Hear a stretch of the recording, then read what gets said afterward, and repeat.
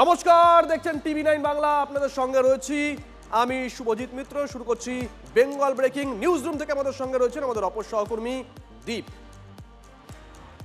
আর শুরুতে যে খবরের দিকে নজর রাখবো, প্রাপ্তি বলতে শুধুমাত্র প্রতিশ্রুতি আর তাতেই কাজ শেষ। তৃণমূল আমলে এটাই হয়ে উঠেছিল বোধহয় সারসত্য গোটা রাজ্য জুড়েই, যার মাসুল এখনো দিচ্ছেন পূর্ব বর্ধমানের গলসি আউশ গ্রামের মানুষ। প্রাণ হাতে যাতায়াত করতে হয়, কারণ ব্রিজ আক্ষরিক অর্থেই মরণ ফাঁদ। শুধু এই একটি ঘটনাই নয়, এমন ছবি দিকে দিকে। পূর্ব বর্ধমানের গলসি ও আউশগ্রামের মাঝ বরাবর বয়ে গিয়েছে খড়ি নদী। দুই এলাকার মাঝে সংযোগ রক্ষাকারী কাঠের সেতুর হাল দেখতে পাচ্ছেন। অথচ এই সেতু দিয়ে রোজ পারাপার করেন কম করে 20টি গ্রামের মানুষ। তকিপুর এবং বাহিরগন্না গ্রামের এই যে ব্রিজ রয়েছে, কাঠের ব্রিজ, এটি সংযোগস্থল। এই ব্রিজ সংকীর্ণ এবং ছোট কাঠের ব্রিজ থাকার জন্য প্রাণ হাতে নিয়ে মানুষজনকে যাতায়াত করতে হয়। স্থানীয় মানুষজনরা চাইছেন এখানে একটি পাকাপাকি সেতু করার। এর আগে তৃণমূল সরকার থেকে শুরু করে বাম আমল প্রত্যেকবারই তারা জানিয়েছেন, ব্রিজের জন্য আবেদন করেছেন, কিন্তু কোনো রকমভাবে কোনো ব্রিজ তৈরি হয়নি। শুধুমাত্র আশা দেওয়া হয়েছে, শুধুমাত্র প্রতিশ্রুতি দেওয়া হয়েছে, কিন্তু ব্রিজ পায়নি। আমাদেরকে আশ্বাস দিয়েছিল যে ব্রিজটা আমরা করে দেবো। সেই দুর্নীতিগ্রস্ত সরকার এই আশ্বাসী মুখের কথাতেই দিয়েছিল, কিন্তু কোনো রকম কাজ স্টার্ট হয়নি। যখন আগের বারে বন্যাটা হয়েছিল 3:30টার সময় এইভাবে পেরিতে হয়েছিল এতটা জলে। ব্রিজ হলে এটা আমাদের সুবিধা হয়, আমার এখানে প্রত্যেক মানুষেরই সুবিধা হয়। আজকে পেরুইছি, কালকে এদিকে আর আমার আজ যাওয়া হবে না। এরপর যেতে আমাকে এটা 26 কিলোমিটার যাই আমি সাইকেল নিয়ে, এদিকে যেতে আমাকে 50 কিলোমিটার দিয়ে। কেন আমি এটা 20 বছর ধরে যাচ্ছি, বিরাট কষ্ট পাই। দুর্ভোগের শুরু আছে, শেষ নেই। তৃণমূল আমলে অনেকবার অভিযোগ হয়েছিল, আশ্বাসও মেলে পাকা সেতুর, কিন্তু বাস্তবে কিচ্ছু হয়নি। বাধ্য হয়ে এই নড়বড়ে সেতু দিয়েই আজও প্রাণ হাতে করে যাতায়াত করতে হয় নিয়ম করে। পালাবদলের পর নতুন সরকারের দিকে নতুন আশা নিয়ে তাকিয়ে এলাকার মানুষ। দাবি একটাই, এবার অন্তত কাজটা হোক। পরের বাজেটে তুলব তকিরপুর ব্রিজ নিয়ে। তকিরপুর থেকে গলছি, ভাবনা চিন্তার মধ্যেই আছে, এটা পরের বারে দেখব। দুর্ভোগের ছবি ঘাটালেও আসলে জেলার নামটাই যা বদলায়, মানুষের নাকানি চোবানি খাওয়া বদলায় না। ঝুমি নদীর জলস্রোত ও পানার চাপে এক আধটি নয়, ভেঙে গিয়েছে 7টি বাঁশ, কাঠের সাঁকো। যোগাযোগ বিচ্ছিন্ন হয়ে পড়ায় সমস্যায় লক্ষাধিক মানুষ। এই সমস্যা অবশ্য আজকের নয়। 2021 সালে এলাকায় একটি কংক্রিটের সেতুর কাজ শুরু হয়েছিল। অ্যাপ্রোচ রোড না হওয়ায় তা আর এগোয়নি, ফলে সংকট মুক্তির পথ আজও পাননি স্থানীয়রা। ঝাড়গ্রামেও বিপদ। গোপীবল্লভপুর 2 নম্বর ব্লকের তপসিয়া এলাকায় কাঁথুয়া খাল টানা বৃষ্টিতে ফুঁসছে। কজওয়ে ডুবে গিয়েছে জলে, ফলে বিচ্ছিন্ন গোপীবল্লভপুর ফেঁকো রাজ্য সড়ক। বন্ধ করে দিতে হয়েছে যান চলাচল। Bureau report, TV nine Bangla. TV nine বাংলার খবরের জোর। আরামবাগ হাসপাতালে নিত্যদিনের যে আবর্জনা, জল জমা, সাপখোপের ভয়, সেই সব এবার অতীত। জোপ জঙ্গল কেটে সাফ করে দেওয়া হয়েছে, উধাও সাপের ভয়ও। জল থই থই হাসপাতাল চত্বর। নিকাশি নিয়ে যত কম বলা যায় ততই ভালো। ড্রেনের জলও ঢুকছে হাসপাতাল চত্বরে, সঙ্গে সাপের আতঙ্ক। এটা কোনো হাসপাতাল নাকি পরিত্যক্ত বাড়ি বোঝা মুশকিল, কিন্তু অবশেষে সাপ মুক্তি। আরামবাগ মেডিকেল কলেজ ও হাসপাতাল মুক্ত হলো জল যন্ত্রণা, সাপের আতঙ্ক থেকে।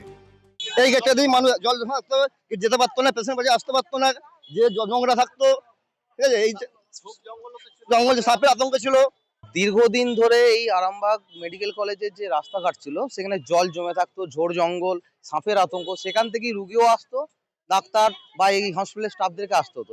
রুগীদের অসুবিধা হচ্ছিল প্রচুর। এখন দেখতে পাচ্ছি কাল থেকে বাগানো হয়েছে, অনেকটাই পরিস্থিতি ঠিক আছে।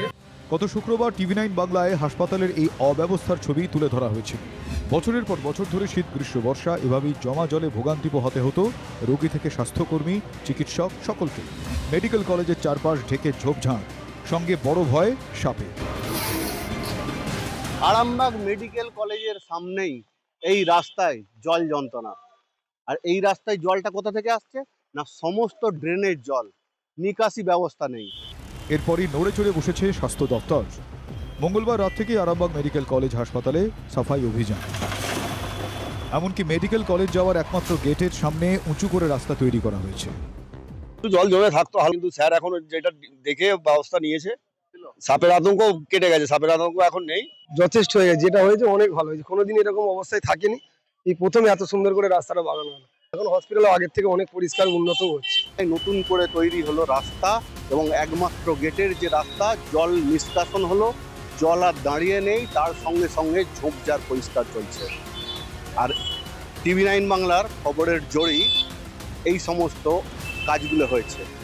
তন্ময় বৈরাগীর রিপোর্ট, TV9 বাংলা। দেখুন, জলে জীবন, এ কথা কে না জানে বলুন তো। কিন্তু সেই জীবন যদি বিষিয়ে যায়, আপনি কোথায় যাবেন? মুশকিল হলো এ রাজ্যে সত্যি হয়ে দাঁড়িয়েছে এই দুঃস্বপ্নটা। ওপার বাংলা থেকে দূষিত রাসায়নিক এসে মিশছে এপার বাংলার জলে। রং রূপ সব পাল্টে গেছে চূর্ণী নদীর। দেখুন।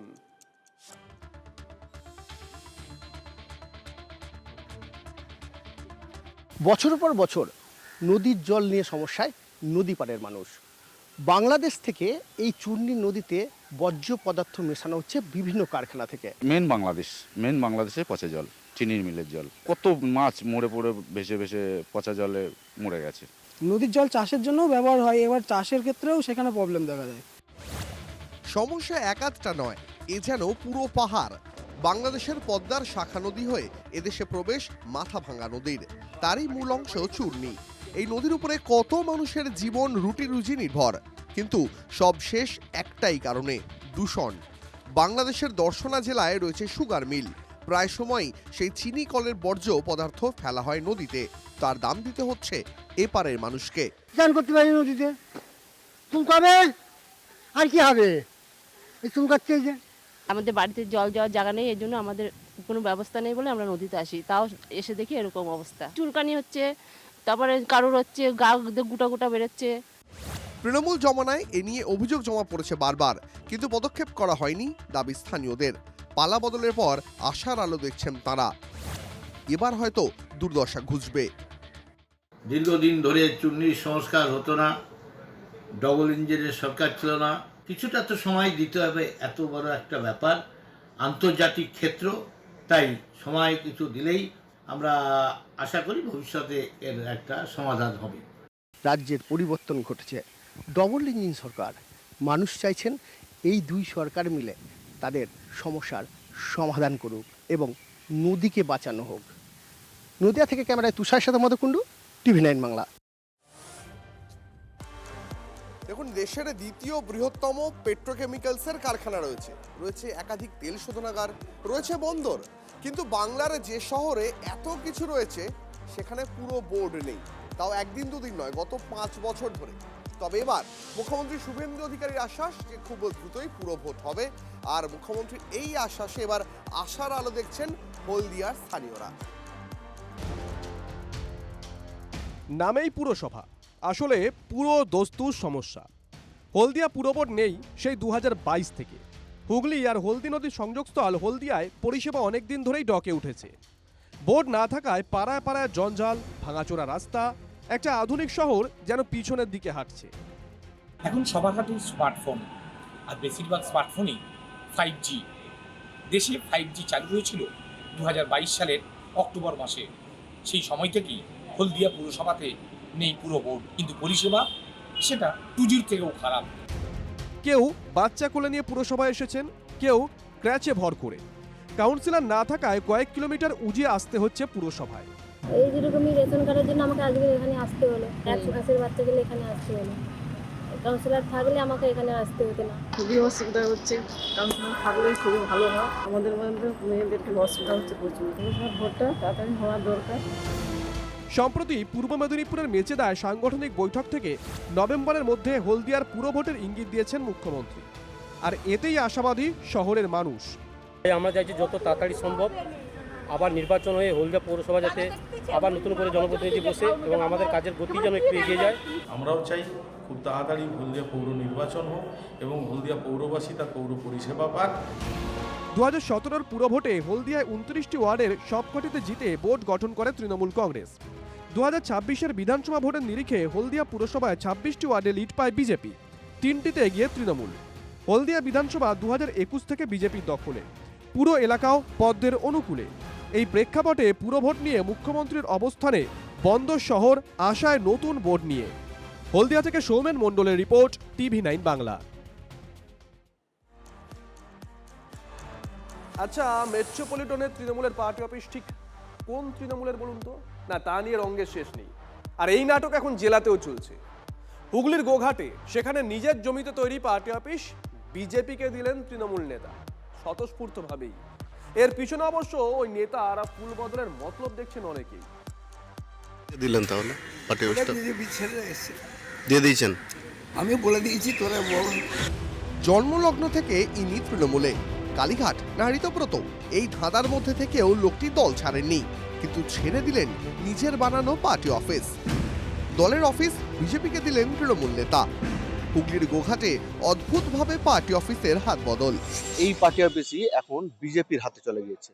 যদিও মনোরঞ্জন বাবুর দাবি যে এখন লোকজন নেই পার্টির, তাই পার্টি অফিসটি কেন পড়ে থাকবে, তাই বিজেপির ছেলেদের হাতে তুলে দিয়েছে। 1998 থেকে 2016 সাল পর্যন্ত মনোরঞ্জন পাল গোঘাট 1 নম্বর ব্লকের তৃণমূলের সভাপতি ছিলেন। পরে তৃণমূলেই কোণঠাসা হয়ে পড়েন। অনেক অভিমান নিয়ে তৃণমূলে থাকলেও নিজের হাতে গড়া পার্টি অফিস দিলেন বিজেপিকে, একেবারে স্বেচ্ছায়। আমার পার্টি অফিস বললে আমরা কাজ করি, এমন হ্যাঁ তোরা কাজ কর। পার্টি অফিস একটা মন্দির, সেইটাকে রক্ষা করার দায়িত্ব যারা থাকবে তারা। উনি নিজেকে বাঁচার জন্য ওখানকার বিজেপি ছেলেদের পার্টি অফিসটাকে ব্যবহার করতে বলেছেন, আর নিজে যাতে ভারতীয় জনতা পার্টিতে ওর মাধ্যমে আসা যায় সেরকম আর পরিকল্পনা আছে।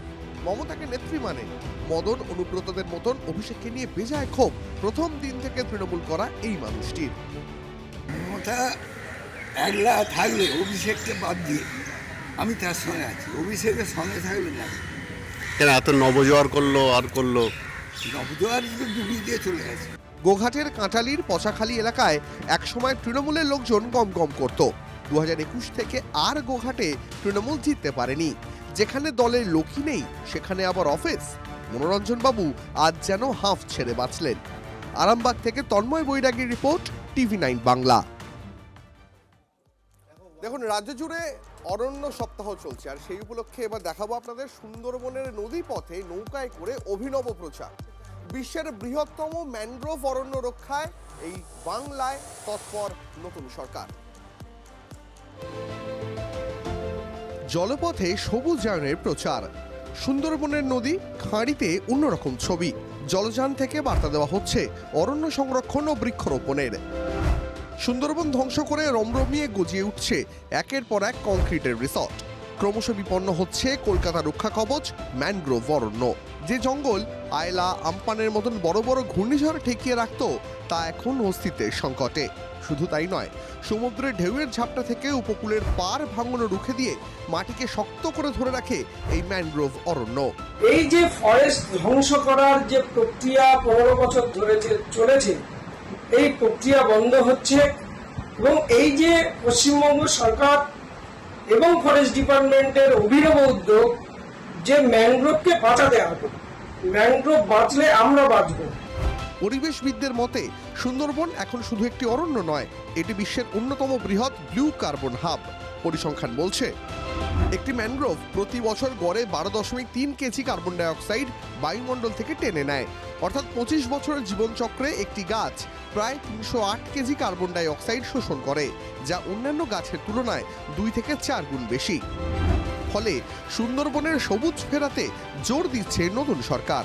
সুন্দরবন বাঁচলে আমরা সবাই। আমাদের ম্যানগ্রোভটাকে প্রথমত রক্ষা করতে হবে, দ্বিতীয়ত সুন্দরবন যদি না বাঁচে আমরা কেউই বাঁচতে পারবো না, পরিবেশে ভারসাম্য রক্ষা হবে না। তৃতীয়ত সরকার যে অভিনব প্রচার বা উদ্যোগ নিয়েছে বোর্ডের মাধ্যমে, এই উদ্যোগটাকে আমরা স্বাগত জানাই। মঙ্গলবার থেকে রাজ্যে শুরু হয়েছে অরণ্য সপ্তাহ পালন, চলবে 20 জুলাই পর্যন্ত। রাজ্য জুড়ে 7 কোটি বেশি গাছ লাগানোর লক্ষ্যমাত্রা নেওয়া হয়েছে। এই প্রেক্ষাপটে সুন্দরবনের বাস্তুতন্ত্রকে বাঁচাতে শুরু হলো অভিনব প্রচার। দ্বীপবাসীর হুঁশ ফিরবে তো? দেবব্রত মণ্ডলের রিপোর্ট, TV9 বাংলা।